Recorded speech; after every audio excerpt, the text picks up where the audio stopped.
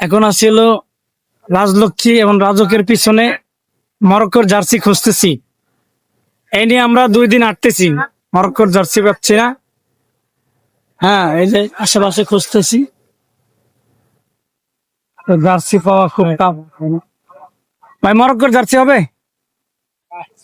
হবে না, না না হবে না, হবে না। আচ্ছা তুমি কিছু কইবা? মরক্কো জার্সি খুব টাফ।